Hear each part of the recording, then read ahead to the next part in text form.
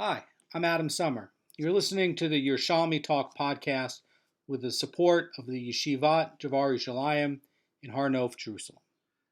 This is Peah, Chapter 3, Halacha 8. This is very short, but very cryptic. It's very, very brief, and it's going to take a little bit of work to try to understand what's going on here. So the Mishnah says, and we're talking about the special document that is a bill of emancipation to free a slave. And you have to have a document that frees the person. It can't be some sort of transactional document. It actually has to be, like the get, a specific document that says that so-and-so, the slave, is now a free man or woman. And the reason that you have to have a specific document like that is to show that there's no ambiguity about it, that this person has been released and set free. There's no discussion, there's no suffix. It has to be clear. So in Halacha, it's not enough to just give a verbal statement saying, oh, this person's free, even if there's lots of witnesses. There has to be a written document of emancipation. And we can see why that would actually be a useful thing, because there's no disagreement, there's no questions that this person has actually been freed from the master. So this bill of emancipation, the get shiurim, this document has a formula which conveys the concept that the slave is free. And you can check, by the way, in Gitten in chapter 8, Halacha 3, or in the Bavli 85a and b. And it talks about the way this is conveyed by writing a formula that grants the slave possession of his own self.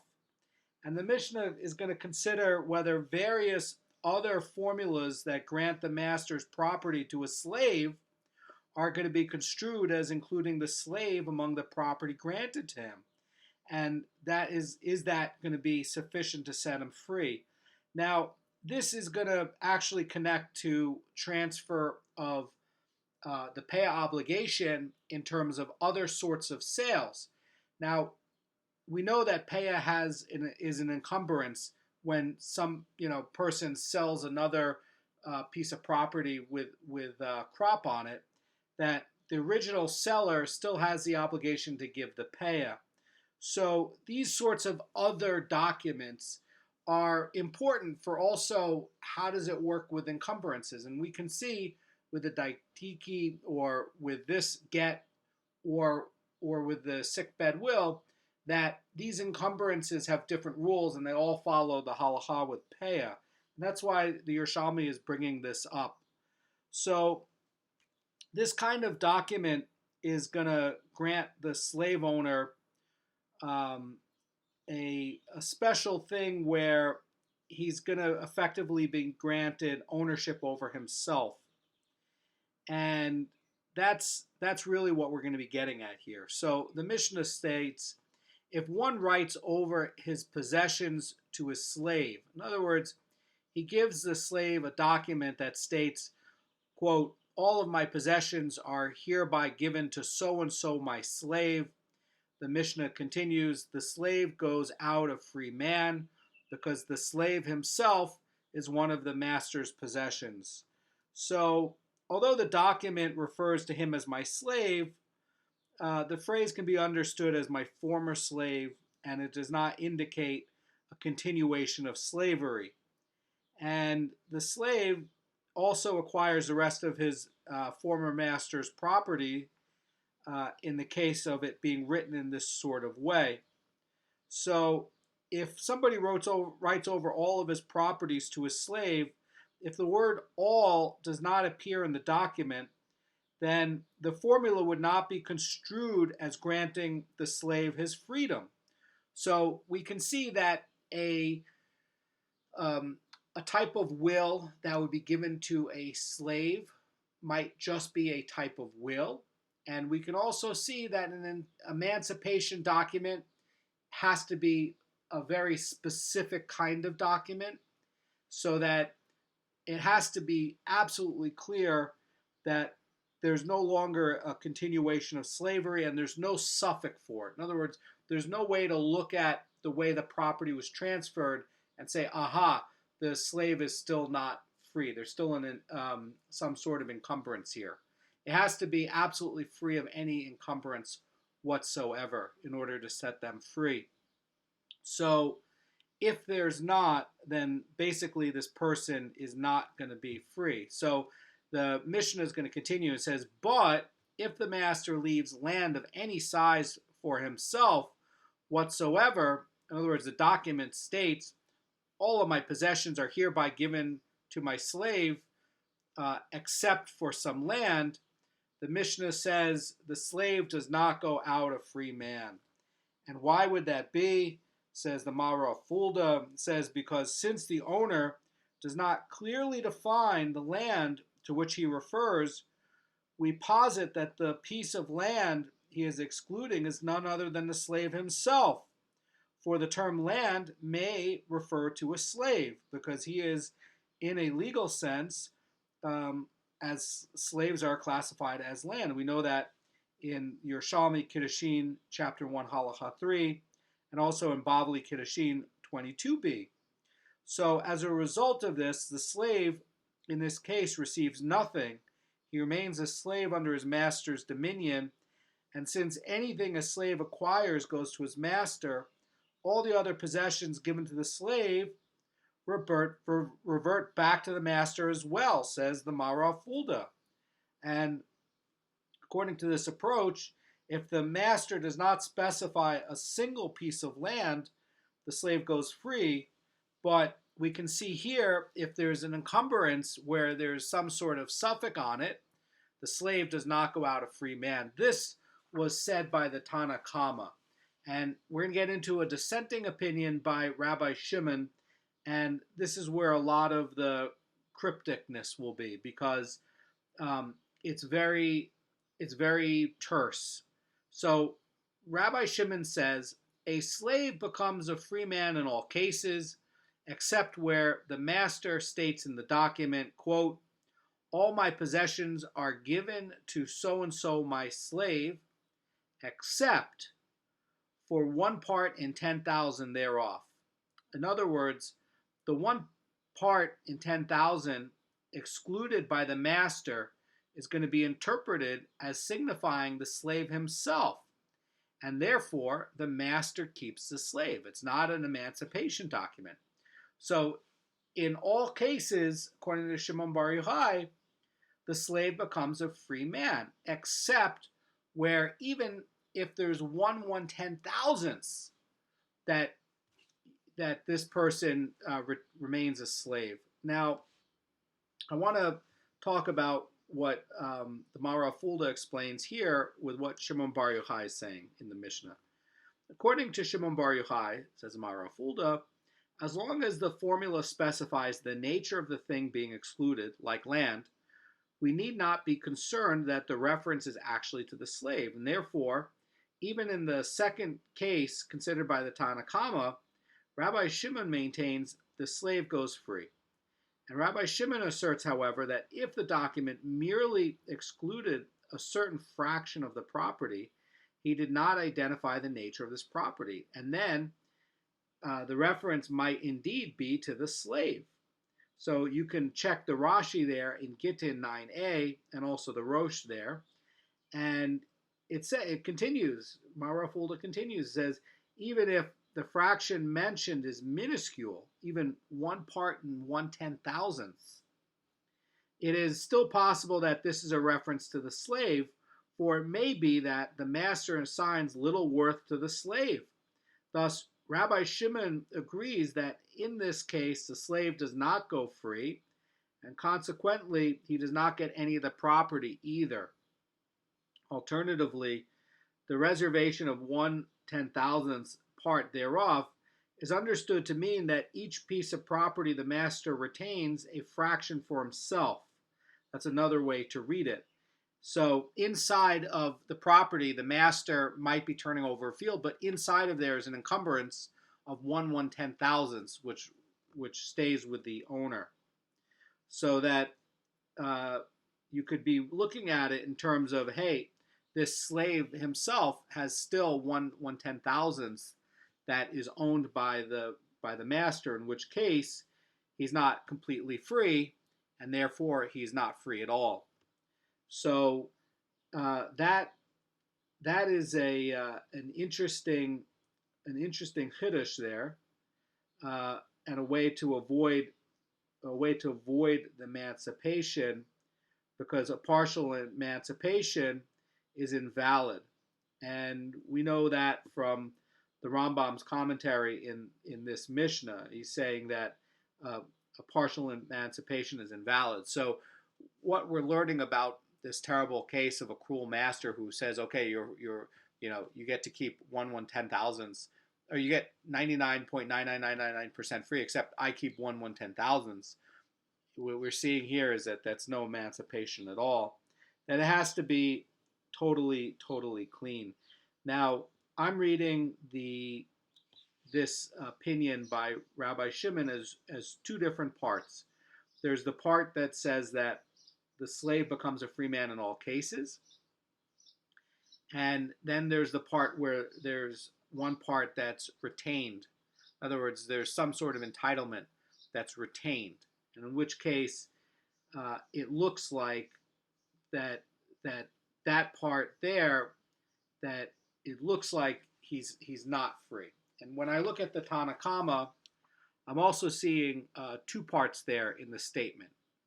It says, the first part, if one writes over his possessions to a slave, and he gives the slave a document that says, all of my possessions are hereby given to so-and-so, the slave goes out a free man, because the slave himself is one of the master's possessions. But if the master leaves land of any size for himself whatsoever, the slave does not go out a free man. I see that as a second part. Now, there's going to be a little bit of debate on how to read all of this. There's a lot of questions from Rashi. There's a lot of questions from the Vilna Goan, and in the end, I'll give you my own way that I read it. So the Gemara says the Tanna Kama ruled that if the owner retained any land, then the slave is not freed. And the Gemara adds, Rabbi Yassa said in the name of Rabbi Lazar, if the owner retained movables for himself, he has likewise accomplished nothing. In other words, he has not freed the slave. And by the way, all the possessions are going to go to the master, okay, as we explained before. And the Sugya says, for I consider that he has retained the slave himself. Quick note from the Mara Fulda on this. It says, since the owner did not clearly define to which movable property he was referring to, we say that the movable property he's excluding is none other than the slave himself. For while it is true that in legal matters a slave is treated as land, people nevertheless refer to him as movable property because he physically is not attached to the ground and can move from place to place. Thus, it is possible that the slave himself is a very movable item the master wishes to retain. So, accordingly, the Tanna Kama is saying that the slave does not go free whenever the owner retains unidentified property for himself regarding less of whether this property is said to be land or movable. In other words, regardless of whether the property is said to be land or movable, he's got a problem. So when it says he retained land, we consider that he's retaining the slave because in the legal context, the slave is considered land. And when he retains movable property, we consider it as if he's referring to the slave because in popular terminology, the slave is called movable property. And we know that from the Rashbam in the commentary to the Baba Batra 150a in the Bavli. You can also see that comment by the Tosfot in the Bavli in Baba Batra 149b. The Mishnah stated that the ruling of the Tanna Kama just regarded land merely to maintain consistency of language with its earlier ruling for in Ketubah, which also applies to land. So the the way this is explained here with the Marafulda is interpreting this Yerushalmi in accordance with the Rashbam in Bava Batra 149b. And this approach is maintaining that the slave does not go free according to the Tanna Kama only if the document does not identify the object being retained. And thus, one can construe the retained object as being the slave. But if the document clearly identifies the retained object, then even the Tanna Kama agree that the slave goes free. Many Rishonim, though, including the Rosh and the Rosh and the Ritva, the Ritva in Gitten 8b, write that this approach is inconsistent with the Tosefta of 116, of chapter 116, which implies that the Tanna Kama holds that the slave does not go free, even in the case where the properties being retained was clearly identified. And I want to just take a look at the approach by the Rashi. The Rashi in Gitten 8b is giving an alternative explanation, which is consistent with the implication of the Tosefta. And the Rashi there explains that the Tanna Kama does not consider that the terms land and movable items actually refer to the slave. Rather, this Tana reasons that since the master retained some property, we must assume that he means to retain the slave also. For the master did not state explicitly he was freeing the slave. He only stated that he was giving all the possessions to him. And since the slave is the recipient of the document, we would not interpret him as being included in this grant as one of the possessions, unless the grant is truly all-inclusive. So in this situation where the grant is not all-inclusive, even if the retained item is clearly identified, we consider that the master did not mean to free the slave. That's the approach by the Rashi. The Rosh Cirillo and Pnei Moshe are going to read this a little differently. They're going to interpret the Yerushalmi as follows.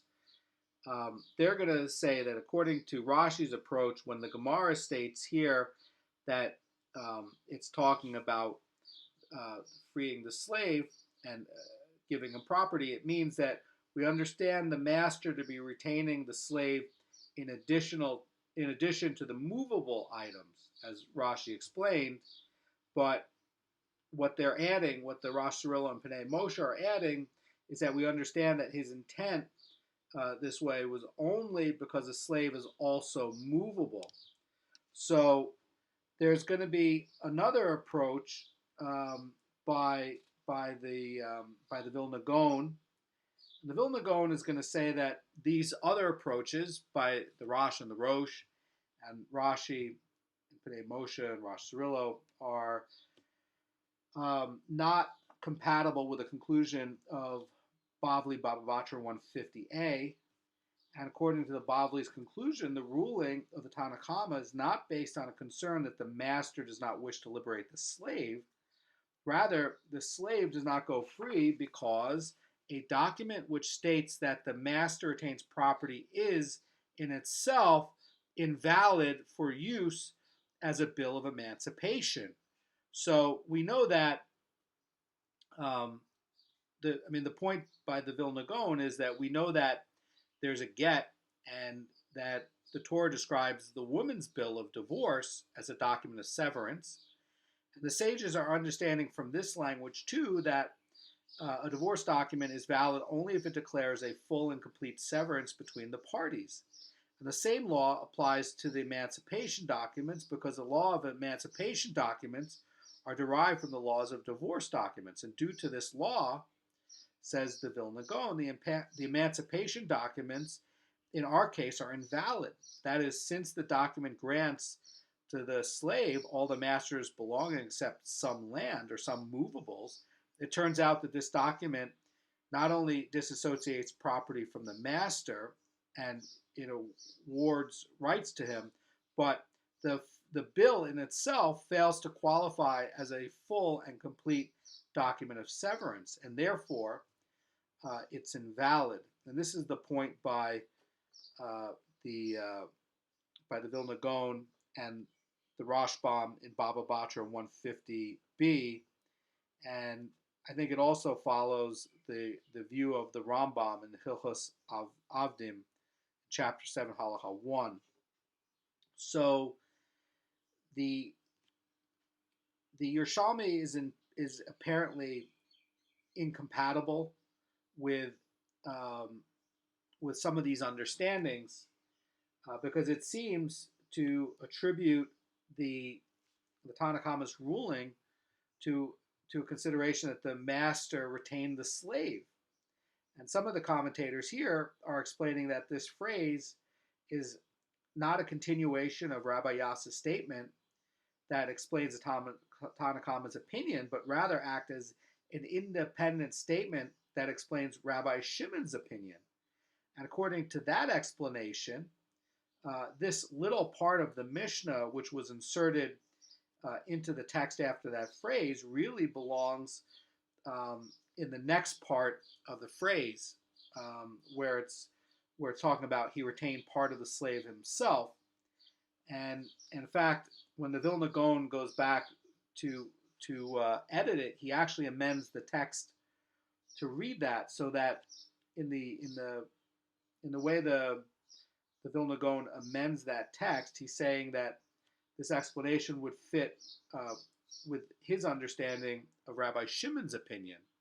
So in other words, he's saying that part really shouldn't be read as being read with the Tanakhama's opinion, but rather with Rabbi Shimon's opinion. So according to that approach, it is possible to understand the Yerushalmi as following the conclusion of the Bavli, and so then you would see that there's actually no disagreement at all. One thing I want to point out is that the Mishnah is if you're editing it to be in that way, and you're putting part of the Tanakhama's statement into Rabbi Shimon's statement, then you come up with a different view where it looks like there's no disagreement between Bavli and Yerushalmi at all. So take a look at the way the Vilna Goan edits this Mishnah. He actually is changing where the phrase goes, and he's claiming that the phrase really belongs together with Rabbi Shimon's part, so that the part with the part with the Tanakhama is actually much shorter. So the Mishnah, it looks like, is going to cite an opposing opinion in the Sugya, and it says, Rabbi Shimon says the slave is freed in all cases except. So the Brisa comments, and it says, when the matter came before Rabbi Yose, he said the following verse applies to Rabbi Shimon. And the Sugya says, lips should kiss one who responds with correct opinions. We know that this is from Proverbs 24:26, and Rabbi Yose is saying that Rabbi Shimon deserves to be kissed for responding with a correct opinion. So when you go back and you look in the Bavli in Gitten 9a, it concludes that even Rabbi Yose praised the opinion of Rabbi Shimon, but the Halacha nevertheless followed the Tanakhama. So that seems kind of strange, but if we're looking at it and we're breaking up the statements and we're following the approach by the Vilna Goan, then really you could say over here that Rabbi Yose in the Bavli is talking about the first part of what the Tanakhama are saying, which is that if one writes over his possessions to a slave, he gives the slave a document that states, all of my possessions are hereby given to so-and-so my slave. The slave goes out a free man because the slave himself is one of the master's possessions. So you could read that in the Rabbi Yose version of the Bavli in Gitten 9a, that that really the Tanakama and Rabbi Yose are in the Bavli Rabbi Yose is in agreement that that's correct, and he's agreeing over there.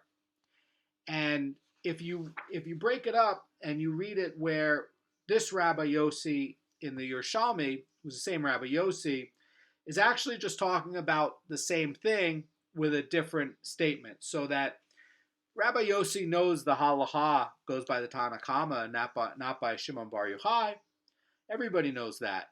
So if you read it in terms of that, then really you're saying that Rabbi Yose over here agrees that even 1/110,000ths that the halacha is like that, and about that one part, about the 1/110,000ths, there's no disagreement, and that what you're seeing over there in the Bavli by not talking about the 1/110,000ths part is really the Bavli implying that it's obvious that that would be the correct halacha. And really what the Rabbi Yose and the Bavli is referring to in Gitten 9a is that that's the halacha for when the Tanakama are stating that all of my possessions are given to so-and-so, my slave. In other words, nothing is retained. But the part here, what Rabbi Yose is talking about, is the second part of Rabbi Shimon Bar Yochai's statement, which is saying that there is some part that's retained and he doesn't go out free. And I think that the Tanakama would actually agree with that as well. I don't think there's a dispute between what the Tanakama are saying about there's some part being retained, and I think that they would agree with that. So I think the Rabbi Yose here in the Yerushalmi is talking about one part of Shimon Bar Yochai's statement, and the other part is talking about another part of the statement. And I think that that's why there's effectively two different parts. I think the Yerushalmi and the Bavli don't have to disagree at all, and that they're breaking up different parts of the statement. But I think what makes this hard to come up with the right approach is that this Mishnah and these Sugyas are so short and so cryptic. Anyway, that concludes chapter 3, and we're going to get to chapter 4 tomorrow. Something I want to point out is that just like you have the get to free the slave, where there's nothing that is ambiguous with it. The same thing when you're making a transaction to try to get rid of property or land that has something subject to Peah, that there's also an encumbrance, and that you have to make it where it's very, very clear where this land is being given or sold to so-and-so, and I'm taking and I'm designating the Peah from my portion of the crop. In other words, that sort of designation would be like what we were talking about with this emancipation document, because in that case, it's clear that this land and this part of the crop has no Peah obligation inside of it whatsoever, because you've already designated your portion to be separated. So this is not at all out of place, and you shouldn't read it as just a random thing that the sages are putting in here and it's really just out of place. It's not. These are the same ways of getting rid of encumbrances, and these are the same ways of which, if you write the documentation wrong, the encumbrances still remain. So it's actually going to be exactly the same for these cases. Thank you and have a great day.